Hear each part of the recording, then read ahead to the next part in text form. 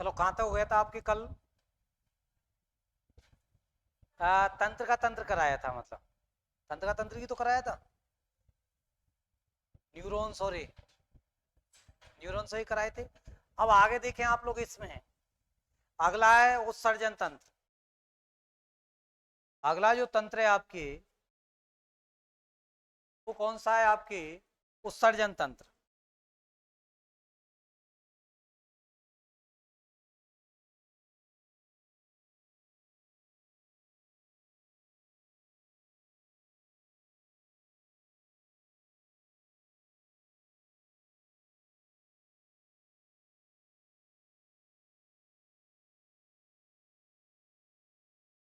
उत्सर्जन तंत्र अगला जो है वो कौन सा है आपके? उत्सर्जन तंत्र।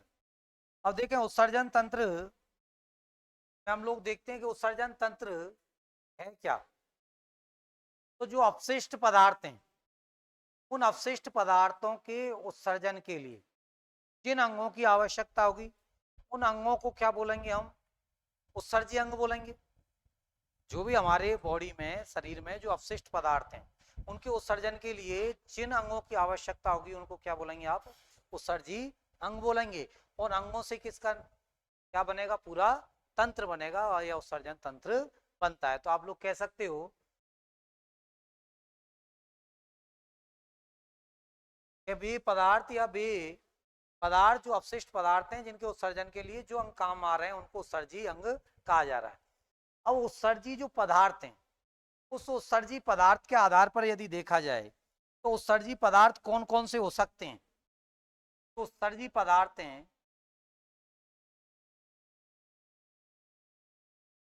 पदार्थ उत्सर्जी पदार्थों के आधार पर सृष्टि में पाए जाने वाले जो जीव हैं, सृष्टि में जितने भी जीव पाए जा रहे हैं, उन जीवों को कुल कितनी श्रेणियों में बांटा गया है यदि आपसे पूछा जाए, तो उत्सर्जी पदार्थ के आधार पर तो जीव हैं उनको कितनी श्रेणियों में बांटा गया है? तो 4 श्रेणियों में बांटा।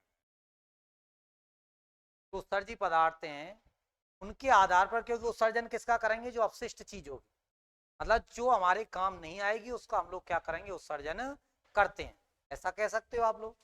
तो जो उत्सर्जी पदार्थ हैं, उत्सर्जी पदार्थों के आधार पर प्रकृति में कुल कितने प्रकार के प्राणी हो गए? तो 4 प्रकार के प्राणी हो गए उत्सर्जी पदार्थों के आधार पर। कौन कौन से हुए? तो एक तो हो गए आपके कौन से? यूरियोटेलिक। ये इंग्लिश नाम ही आएगा, ध्यान रखना, हिंदी नाम नहीं आएगा। एक तो कौन से हो गए? यूरियोटेलिक हो गए आपके। एक हो गए आपके अमोनोटेलिक। अमोनोटेलिक ये क्या हो गए? तो यूरियोटेलिक, अमोनोटेलिक। इसके अलावा एमिनोटेलिक।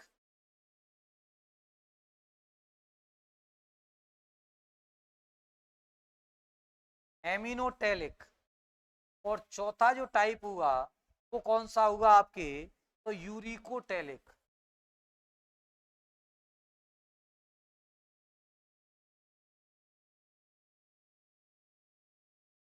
कुल कितने टाइप के हो गए? तो कुल कितने टाइप के हो गए आपके? 4 टाइप। यदि आपसे पूछा जाए कि उत्सर्जी पदार्थों के आधार पर या उत्सर्जन के आधार पर प्राणी कितने प्रकार के होते हैं, तो आंसर क्या हो जाएगा? 4 प्रकार के होते हैं। 4 कौन कौन से होते हैं? तो आपके आंसर होगा यूरियोटेलिक होंगे, अमोनोटेलिक होंगे, एमिनोटेलिक होंगे और यूरिकोटेलिक होंगे। तो इस प्रकार से 4 हो गए कुल।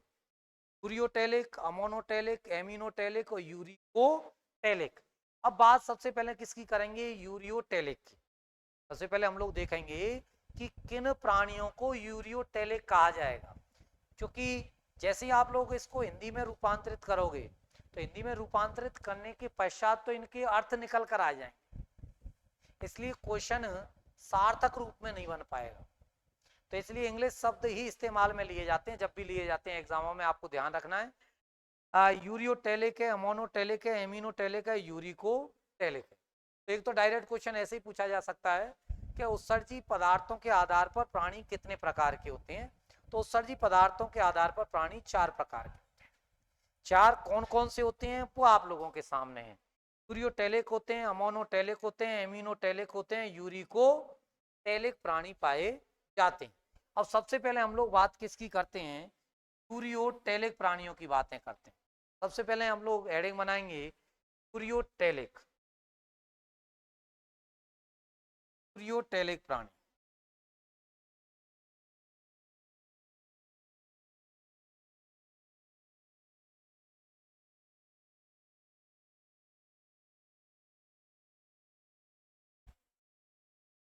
यूरियोटेलिक प्राणी, यूरियोटेलिक प्राणी किनको कहा जाएगा, तो जो टेलिक प्राणी है वो यूरियोटेलिक प्राणी किनको कहा जाएगा। यूरियोटेलिक प्राणी कौन से होते हैं, यदि आपसे कहा जाए कि यूरियोटेलिक प्राणी किनको कहा जाएगा, यूरियोटेलिक प्राणी कौन से होते हैं, तो कौन से हो गए यूरियोटेलिक प्राणी। तो वे प्राणी जो उत्सर्जी पदार्थ के रूप में किसका स्त्राव करते हो, यूरिया का। तो यूरियोटेलिक में लिखें यूरियोटेलिक प्राणी कौन से होंगे, तो वे प्राणी जो उत्सर्जी पदार्थ के रूप में, उत्सर्जी पदार्थ के रूप में, वे प्राणी जो उत्सर्जी पदार्थ के रूप में यूरिया का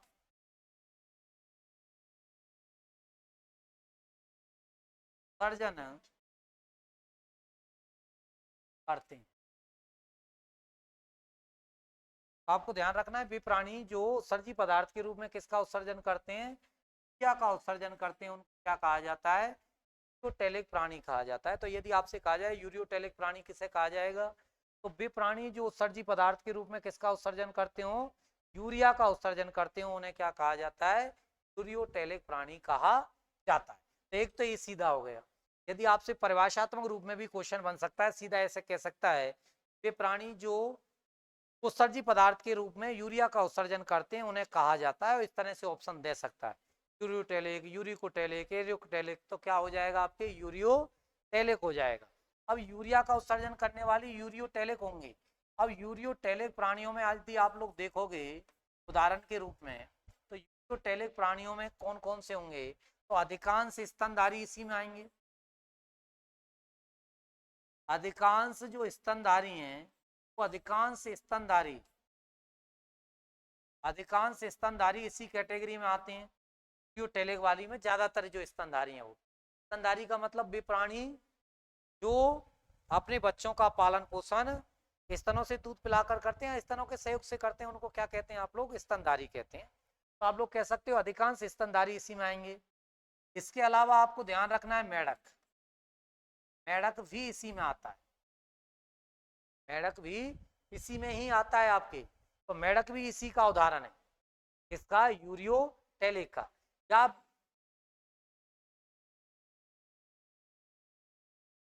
प्राणी वे, अच्छा अच्छा अच्छा प्रणाली लिख रही है, इसकी कह रहे हो, वे प्राणी, वे प्राणी जो उत्सर्जी पदार्थ के रूप में यूरिया का उत्सर्जन करते। तो अधिकांश क्या, स्तनधारी, मेढक। अब मेढक कौन सी कैटेगरी में आता है, उभयचर वाली में। मेढक कौन से वर्ग में आता है, उभयचर में आता है। मेढक एक उभयचर होता है जो जल और थल दोनों ही जगह निवास करता है, जल पे भी रह पाता है और थल में भी रहता है आपके। तो मेढक क्या है, एक एम्फीबियंस है या एक उभयचर है आपके। तो अधिकांश स्तनधारी मेढक इसी में आता है। मनुष्य क्या है, एक स्तनधारी है। मनुष्य कौन होता है आपके, एक स्तनधारी प्राणी है जो मनुष्य है वो। यदि आपसे पूछा जाए मनुष्य कौन है, तो मनुष्य कौन है, एक स्तनधारी प्राणी है। अब मनुष्य के मलमूत्र में यदि आप लोग देखोगे तो लगभग मनुष्य में कितनी यूरिया पाया जाता है इसके मलमूत्र में, तो मूत्र में लगभग कितना होता है, 1 से 2% या 2% के करीब होता है। लगभग कितना माना जाता है, तो मनुष्य के मूत्र में यूरिया कितना माना जाता है, लगभग 1 से 2% या लगभग 2% के फिर में माना जाता है क्या, यूरिया क्या माना जाता है।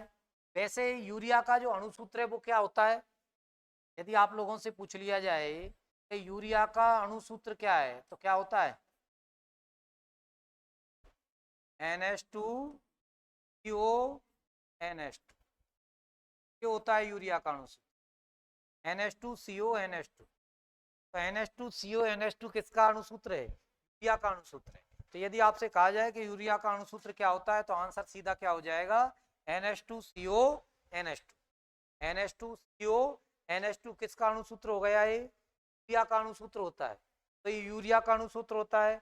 मनुष्य के मलमूत्र में लगभग कितना है, 1 से 2% क्या पाया जाता है, आपके यूरिया पाया जाता है, लगभग इतना यूरिया पाया जाता है। अणुसूत्र हो गया NH2CONH2 हो गया।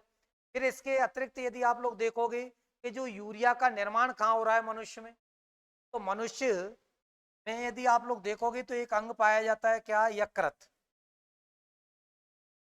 जिसको आप लोग कहते हो लीवर, लीवर कहते हो।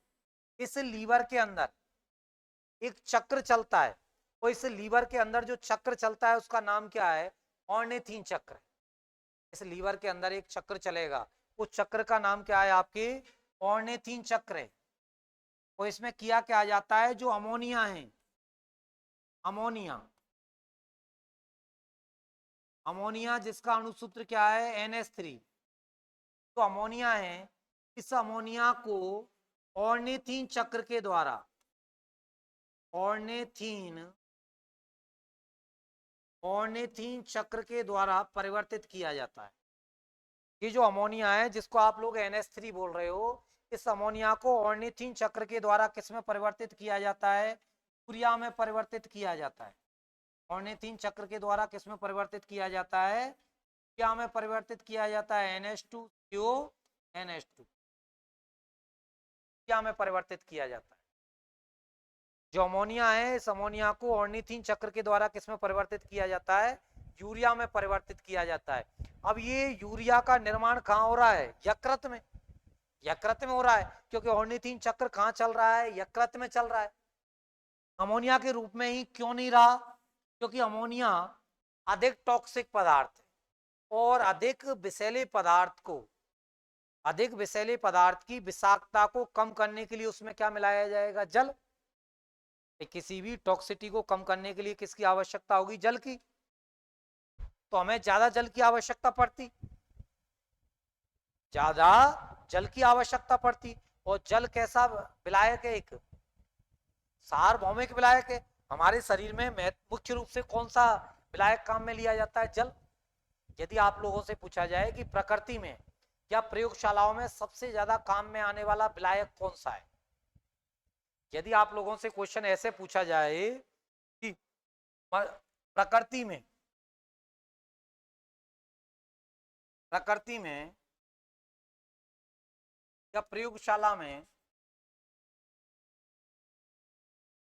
प्रयोगशाला में सर्वाधिक काम आने वाला विलायक, सर्वाधिक उपयोग आने वाला विलायक,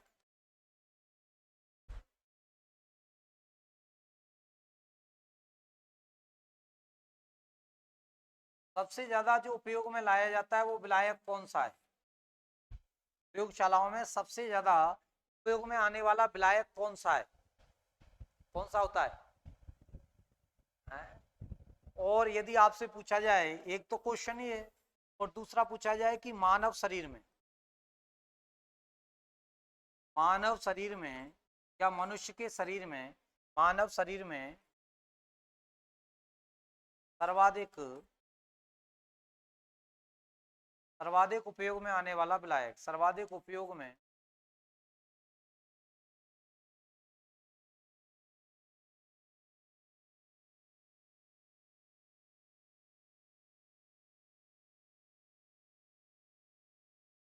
विलायक कौन सा है? मानव शरीर में सबसे ज्यादा उपयोग में आने वाला विलायक कौन सा है, एक तो ये पूछ सकता है। दूसरा पूछ सकता है प्रयोगशाला में सर्वाधिक उपयोग में आने वाला विलायक कौन सा है। तो प्रयोगशाला में सबसे ज्यादा उपयोग में आने वाला विलायक कौन सा है, और मानव शरीर में सर्वाधिक उपयोग में आने वाला विलायक कौन सा है? हाँ, मानव शरीर में सबसे ज्यादा विलायक के रूप में किसका उपयोग किया जाता है? तो ध्यान रखना, मानव शरीर में सबसे ज्यादा यदि विलायक के रूप में काम आता है तो वो क्या आता है? जल आता है। जल आता है। मानव शरीर में सबसे ज्यादा यदि विलायक के रूप में कोई काम आता है तो वो क्या आता है? जल आता है। लेकिन प्रयोगशाला में सबसे ज्यादा उपयोग में आने वाला विलायक कौन सा है? तो एथिल एल्कोहल है। ध्यान,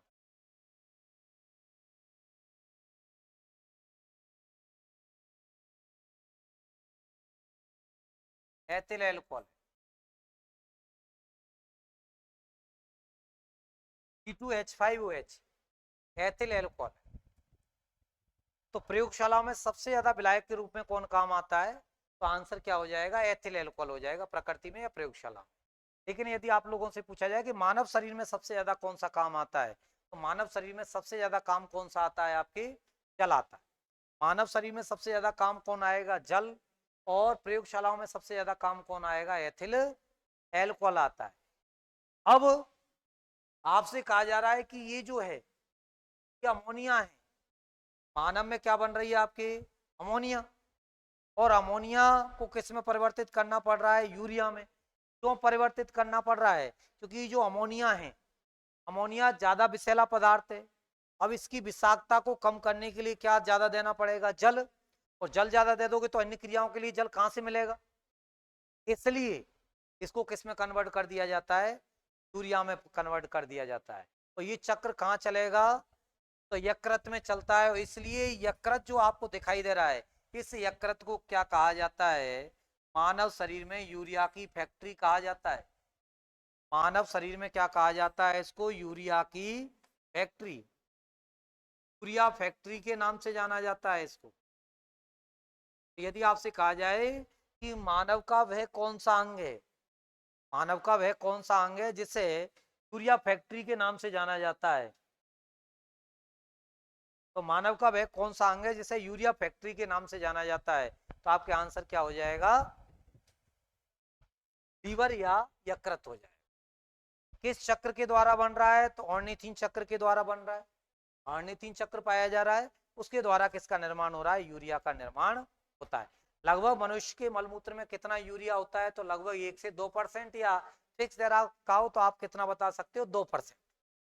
फिक्स दे रखा है तो कितना कहोगे? 2%। बाकी एवरेज क्या माना जाता है? 1 से 2% का माना जाता है आपके यूरिया का। तो लगभग 1 से 2% या 2% के करीब क्या पाया जाता है आपके? क्या पाया जाता है? क्या पाया जाता है आपके? ये यूरियोटेलिक प्राणी है। लेकिन यहाँ ध्यान रखना है आपको, ये मेढक वाला जो मामला है कि इसका ध्यान रखना है, क्योंकि मेढक का एक टेडपोल लार्वा है, वो यूरियोटेलिक नहीं है। ये जो मेढक है, ये आप लोग से कहा जाएगा वयस्क मेढक। या क्या कहा जाएगा? वयस्क मेढक। मेढक या वयस्क मेढक बोला जाता है जब तो ये क्या हो जाएगा? यूरियोटेलिक हो जाएगा। तो टेलिक हो जाएगा। लेकिन आगे चलकर आप अमोनोटेलिक में पढ़ोगे कि टेडपोल लार्वा मछली की तरह हो जाता है। कई चीजें उसमें मछली जैसी पाई जाती हैं, जैसे गिल्स पाए जाते हैं उसमें। मेढक तो गैसों की सप्लाई किससे करता है? त्वचा, श्लेष्मीय त्वचा होती है इसकी, उसके सहयोग से करता है जो मेढक है। तो लेकिन वो किसके सहयोग से करता है? उसमें क्या पाए जाते हैं? गिल्स पाए जाते हैं, उनके सहयोग से करता है। तो ऐसे कुछ अंतर देखने को मिलते हैं इसमें, आपको वो ध्यान रखना है आपको। तो यूरियोटेलिक प्राणी है। अब उसके बाद में आगे देखें आप लोग, दूसरे टाइप के आपको लोगों को लिखाए हैं कौन से? अमोनोटेलिक। अगले कौन से हैं आपके? अमोनोटेलिक हैं। अमोनोटेलिक। तो देखो अमोनोटेलिक क्या कौन से प्राणी हैं?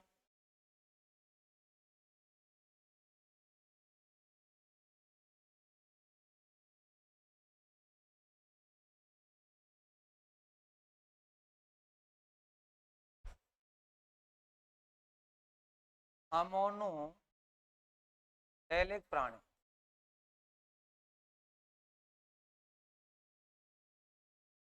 अमोनोटेलिक प्राणी, इसमें देखें आप लोग अमोनोटेलिक प्राणी कौन से? तो वे प्राणी जो किसका उत्सर्जन करते हैं? अमोनिया का। वे प्राणी, वे प्राणी जो वे प्राणी जो उत्सर्जी पदार्थ के रूप में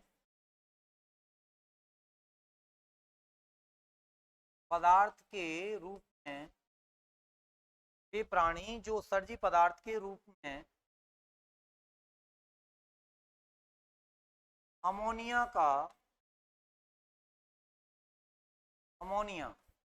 तो आप लोग क्या बोलोगे, NH3। वे प्राणी जो उत्सर्जी पदार्थ के रूप में अमोनिया का उत्सर्जन करते हैं। वे प्राणी जो उत्सर्जी पदार्थ के रूप में अमोनिया का उत्सर्जन करते हैं उन्हें क्या कहा जाता है, अमोनोटेलिक प्राणी कहते हैं। उन्हें अमोनोटेलिक प्राणी कहा जाता है। अमोनोटेलिक प्राणी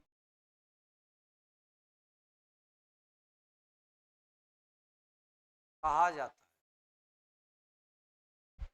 है। वे प्राणी जो उत्सर्जी पदार्थ के रूप में अमोनिया का उत्सर्जन करते हैं, मतलब NH3 का उत्सर्जन करते हैं, उन्हें अमोनोटेलिक प्राणी कहा जाता। उन्हें किस नाम से जाना जाएगा, अमोनोटेलिक प्राणी के नाम से जाना जाता है। तो अमोनिया का उत्सर्जन करते हैं, ये जो प्राणी हैं जो अमोनिया का उत्सर्जन कर रहे हैं उन्हें अमोनोटेलिक कहा जा रहा है। ये वे प्राणी होंगे जिनके शरीर में जल ज्यादा होगा, या ज्यादातर जलीय प्राणी होंगे, क्योंकि अमोनिया क्या है, सर्वाधिक विषैला या विषाक्त उत्सर्जी पदार्थ है अमोनिया। लेकिन आप लोग अमोनिया सर्वाधिक विषाक्त उत्सर्जी पदार्थ है।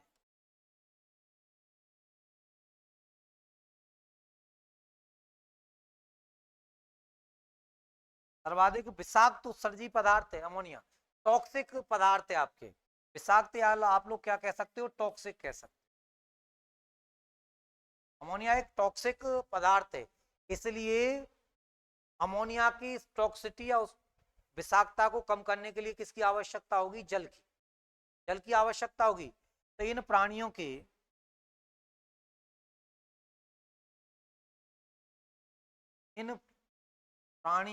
ये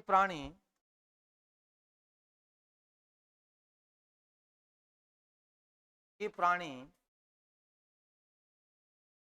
जलीय होते हैं,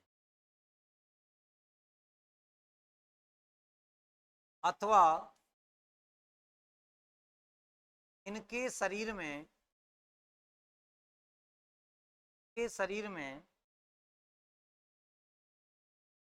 जल अधिक मात्रा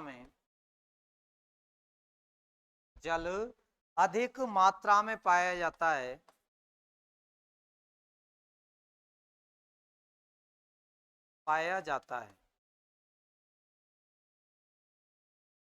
इससे अमोनिया की विषाक्तता क्या हो जाए, कंट्रोल हो जाए या नियंत्रित हो जाए, मेन रीजन है। तो ये कौन से हैं, अमोनोटेलिक प्राणी हैं। इसमें उदाहरण आप लोग देखोगे तो ज्यादातर जलीय जीव आ जाएंगे। ज्यादातर जलीय जीव किसके होंगे, अमोनोटेलिक के होंगे आपके। जैसे प्रोटोजोआ है,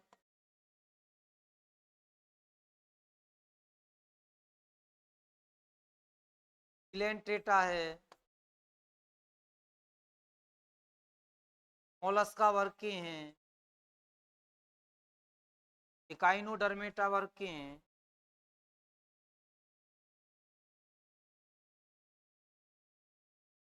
जलीय मछली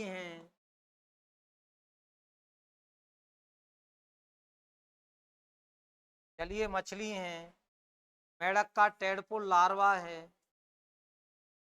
मेढक का टेडपोल लार्वा। लेकिन यहाँ सबसे ज्यादा जो काम का उदाहरण है आप लोगों के लेवल पर जो हो सकता है वो ये मेढक का टेडपोल लार्वा। ध्यान रख, मेढक का टेडपोल लार्वा, या तो डायरेक्ट क्वेश्चन ये पूछा जा सकता है कि मेढक के लार्वा को किस नाम से जाना जाता है, तो टेडपोल लार्वा के नाम से जाना जाता है। या मेढक का जो टेडपोल लार्वा है वह होता है तो क्या होता है, अमोनोटेलिक होता है। जबकि वयस्क मेढक क्या होता है, यूरियोटेलिक होता है।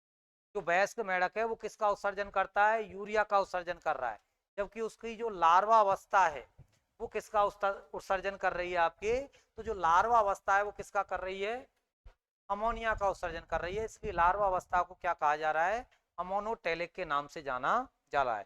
तो प्रोटोजोरा है, सेलेंटेटा है, मोलस्का है, काइनोडर्मेटा है, जलीय मछली है, और मेढक का टेडपोल लार्वा, मेढक का टेडपोल लार्वा। तो मेढक का टेडपोल लार्वा है, प्रोटोजोआ है, सिलेंट्रेटा है, मोलस्का है, काइनोडर्मेटा है, और जलीय मछली है। ये जीव कौन से हैं, अमोनोटेलिक में आते हैं।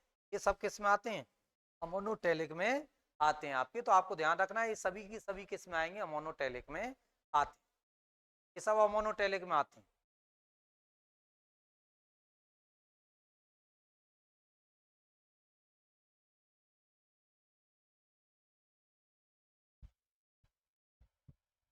ये सब अमोनोटेलिक में आ रहे हैं। ये जो मेढक का जो टेडपोल लार्वा है, इसमें तो कई क्रियाएं किस जैसी पाई जाती हैं, मछलियों जैसी। जैसे इसमें गिल्स पाए जाते हैं, इसमें क्या पाए जाते हैं, गिल्स पाए जाते हैं किसमें, मेढक के टेडपोल लार्वा में। तो गैसों के आदान प्रदान में क्या है, सहायक, गैसों के आदान प्रदान में सहायक है। दूसरा अंतर ये क्या है, अमोनोटेलिक होता है, जबकि मेढक क्या होता है, जो टेलिक होता है। भाई वयस्क मेढक यूरियोटेलिक होगा, और ये क्या होता है, अमोनोटेलिक होता है। लिख दिया यहाँ तक। देखो इनमें इन दोनों का ध्यान रखना है आपको। जो टेडपोल लार्वा है, टेडपोल लार्वा, तो मेढक का टेडपोल लार्वा है। ये टेडपोल लार्वा, एक तो ध्यान रखना है, गैसों के आदान प्रदान के लिए इसमें क्या होते हैं, गिल्स, गैसों का आदान प्रदान।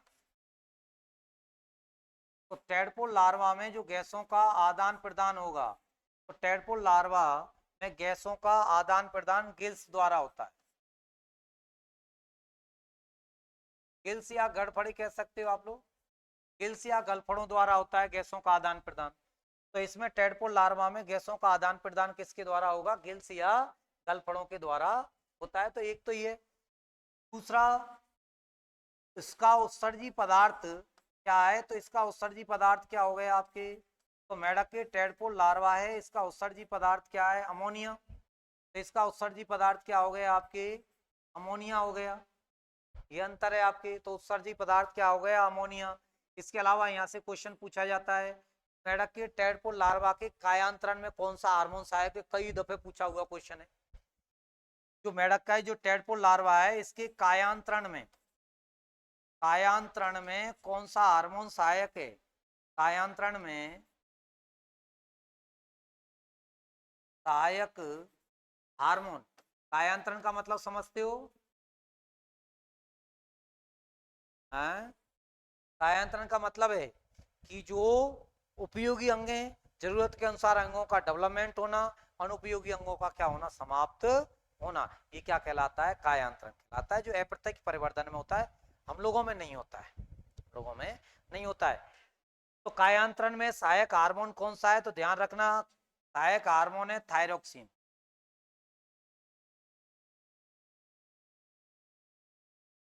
थायरोक्सिन। कभी भी यदि आप लोगों से पूछा जाए मेढक के टेडपोल लार्वा के कायांतरण में कौन सा हार्मोन सहायक है, तो आंसर क्या हो जाएगा, मेढक के कायांतरण में, मेढक के टेडपोल लार्वा के कायांतरण में कौन सा हार्मोन सहायक है, तो थायरोक्सिन है। ये लार्वा किसका हो गया, मेढक का, मेढक का लार्वा है,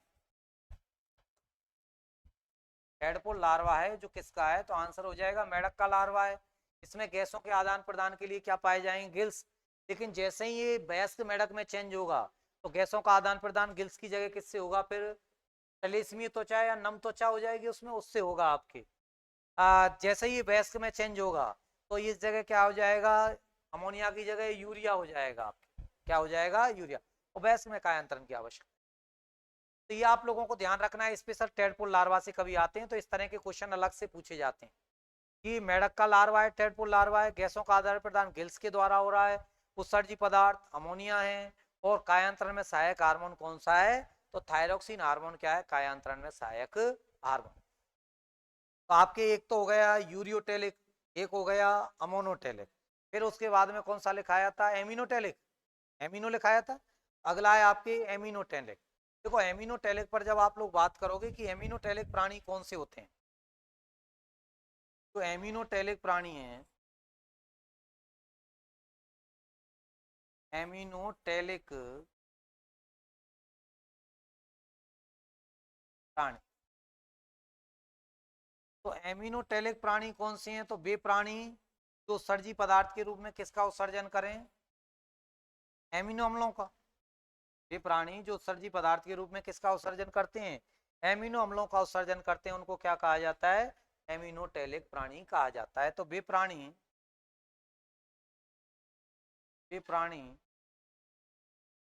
जो उत्सर्जी पदार्थ के रूप में, वे प्राणी जो उत्सर्जी पदार्थ के रूप में, वे प्राणी जो उत्सर्जी पदार्थ के रूप में एमिनो अम्लों का उत्सर्जन करते हैं, एमिनो अम्लों का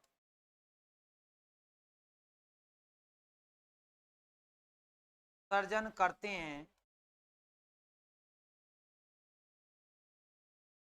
वे प्राणी जो उत्सर्जी पदार्थ के रूप में एमिनो अम्लों का उत्सर्जन करते हैं, उन्हें एमिनोटेलिक प्राणी कहा जाता है। एमिनोटेलिक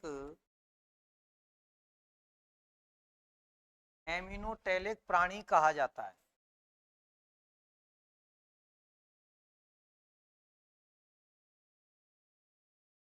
अब ये कौन से होंगे एमिनोटेलिक प्राणी के उदाहरण, कौन कौन से हैं, तो आप लोगों को ध्यान रखना है एमिनोटेलिक प्राणी के उदाहरण कौन कौन से हैं। तो आपको ध्यान रखना है इसमें कौन से हो जाएंगे, सीपी घोंगा। इसके उदाहरण कौन से हैं, तो एक तो कौन सा है आपके घोंगा, और एक कौन सा है आपके सीपी। इसके जो उदाहरण है तो घोंगा और सीपी हैं। घोंगा और कौन सा हो गया, सीपी। तो घोंगा और सीपी इसके उदाहरण है किसके, एमिनोटेलिक प्राणियों के। तो एमिनोटेलिक प्राणी वे प्राणी जो उत्सर्जी पदार्थ के रूप में किसका उत्सर्जन करें, एमिनो अम्लों का उत्सर्जन करते हैं, उनको क्या कहा जाता है, एमिनोटेलिक प्राणी कहा जाता है। उदाहरण कौन से हो गए, सीपी और घोंगा। सीपी और घोंगा, घोंगा इसके उदाहरण हो गए, सीपी और घोंगा। तो आप लोगों को ध्यान रखना है सीपी और जो घोंगा है इसके उदाहरण है एमिनोटेलिक प्राणियों के उदाहरण। एमिनोटेलिक प्राणियों के उदाहरण है कौन से, सीपी और घोंगा है। तो उत्सर्जन किसका करते हैं, एमिनो अम्लों का उत्सर्जन कर रहे हैं, एमिनो अम्लों का उत्सर्जन कर रहे हैं। एमिनो अम्लों का जो उत्सर्जन करते हैं वो क्या कहलाएंगे, एमिनोटेलिक प्राणी के नाम से जाने जाते हैं। तो इनको एमिनोटेलिक प्राणी कहा जाता है। आपके उदाहरण हो गए सीपी और घोंगा। एक यहाँ से लास्ट कौन सा है आपके, यहाँ से लास्ट बताया था ना आप लोगों को, कौन सा था, यूरिकोटेलिक प्राणी। तो अगला कौन सा बच गया है, यूरिकोटेलिक प्राणी और बच गए हैं, यूरिकोटेलिक प्राणी।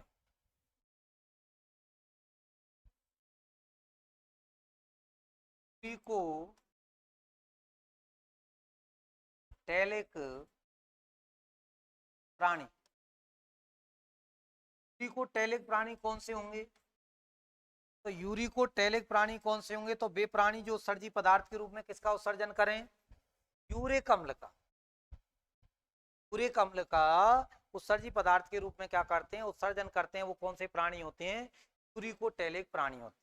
तो लिख दें वे प्राणी जो उत्सर्जी पदार्थ के रूप में, जो उत्सर्जी पदार्थ के रूप में, वे प्राणी जो उत्सर्जी पदार्थ के रूप में,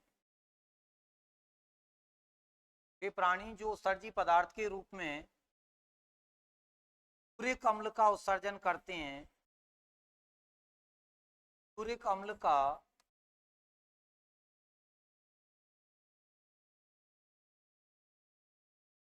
उत्सर्जन करते हैं,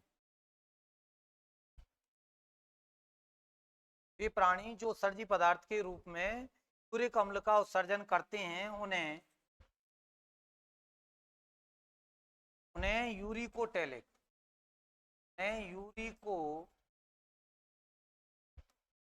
टेलिक, यूरिक को टेलिक प्राणी कहा जाता है। यूरिक अम्ल का उत्सर्जन करते हैं उन्हें यूरिकोटेलिक प्राणी कहा जाता है।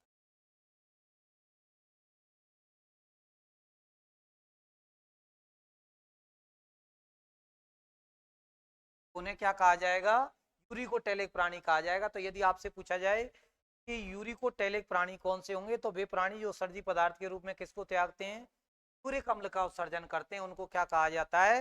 यूरिकोटेलिक प्राणी कहा जाता है। अब यूरिकोटेलिक प्राणी उनको कहा जाता है, तो यूरिकोटेलिक जो प्राणी है के उदाहरण एग्जाम्पल कौन कौन से हैं, उदाहरण कौन से हैं यूरिको? तो देखो यूरिकोटेलिक प्राणियों में एक चीज और ध्यान रखनी है आप लोगों को कि इनके शरीर में किसकी कमी पाई जाती है? जल की। ये भी ध्यान रखना है। ये शरीर में जल कम मात्रा में जल कम मात्रा में पाया जाता है। जल कम मात्रा में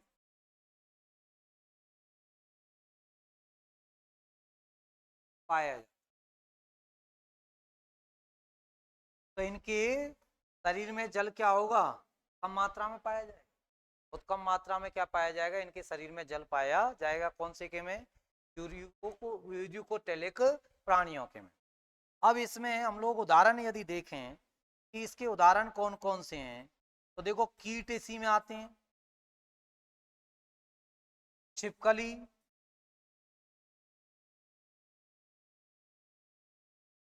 सर्प, केंचुआ, मगरमच्छ, मकड़ी, ये सब किस में आएंगे? आपके यूरिकोटेलिक प्राणी। ये सब यूरिकोटेलिक प्राणियों में आते हैं। ये सब यूरिकोटेलिक प्राणियों में आते हैं। ध्यान रखना, मगरमच्छ जलीय जीव है उन्हें को तो, लेकिन इसमें मूत्राशय नहीं पाई जाती है। पक्षी भी इसी में आएंगे, पक्षी भी इसी में आएंगे, पक्षी भी इसी में आएंगे। और इसलिए पक्षियों की तो जो वीट रहती है ना, उसमें यूरिक अम्ल ज्यादा होता है। तो पक्षी जब भी अपने मल को त्यागते हैं, तो जो यूरिक अम्ल है वो ऑक्सीजन से क्रिया कर लेता है, और क्रिया करके क्या बना देता है? वहां पर चकता बना देता है। आपने देखा होगा पेड़ों के नीचे चकते बने रहते हैं पक्षियों की वीट के। वो किसके कारण बने रहते हैं? कि जैसे ही अपनी वीट त्यागता है, जब मल को त्यागता है, तो वो किससे क्रिया कर लेता है? ऑक्सीजन से। ये जैसे ही आपके जो पक्षी है, यदि पक्षियों को आप लोग देखोगे, तो जो पक्षी है, ये पक्षी जैसे ही अपने मल को त्यागता है, तो इसका जो मल है, इस मल में क्या है? आपके यूरिक अम्ल है। पक्षी है, पक्षी का मल है, उसमें क्या है? यूरिक अम्ल। ये यूरिक अम्ल किससे क्रिया कर लेता है? ऑक्सीजन से। ऑक्सीजन के साथ में जल जाता है, ऑक्सीजन के साथ में जल जाता है। कि जहां पर ये वीट रहती है, वहां पर क्या बन जाता है? चकता बन जाता है।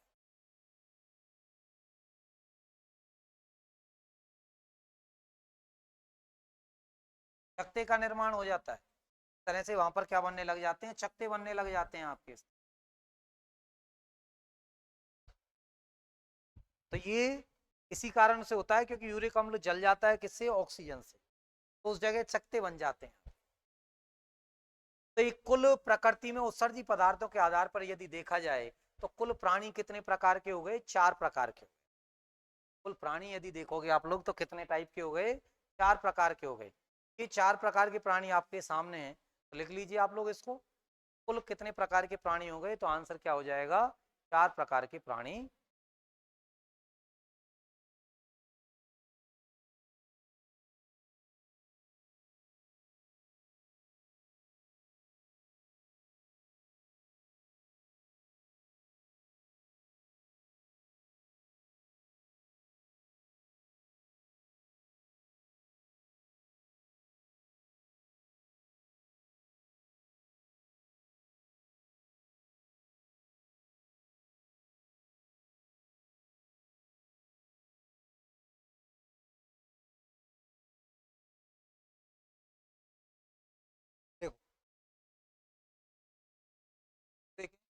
उत्सर्जी पदार्थों के आधार पर प्राणी कुल कितने हैं? 4।